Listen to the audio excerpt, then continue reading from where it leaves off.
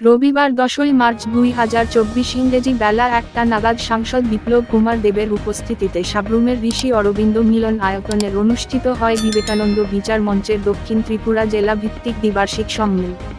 উক্ত সম্মেলনে অন্যান্য অতিথির মধ্যে উপস্থিত ছিলেন ত্রিপুরা বিধানসভার মন্ত্রী শুক্লাচরণ নোয়াতিয়া, বিধায়ক মাইলাফরু মগ, বিবেকানন্দ বিচার মঞ্চের রাজ্য নেতৃত্ব তপন দাস, বিজেপির দক্ষিণ ত্রিপুরা জেলার সভাপতি শঙ্কর রায়।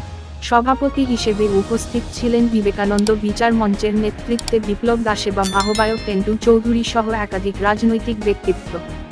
সাংসদ বিপ্লব কুমার দেব উক্ত অনুষ্ঠানে বক্তব্য রাখতে গিয়ে কর্মচারীদের বদলির কথা চিন্তা না করে কর্মক্ষেত্রে আরও অধিক মনোনিবেশ করার আহ্বান জানান এবং কাজের ফাঁকে নিজেদেরকে অর্থনৈতিকভাবে অধিকতর সমৃদ্ধ করার জন্য বিকল্প কর্মসংস্থানের দিকে মনোনিবেশ করার আগ্রহ প্রকাশ করেন।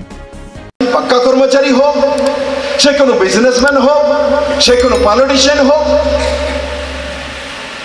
সে কোনো গাড়ি ড্রাইভার হোক, সে কোনো প্লেনের চালক হোক, আত্মবিশ্বাস যদি না থাকে, সেলফ স্যাটিসফ্যাক্টরি যদি না থাকে, তো কোনো মানুষ জীবনে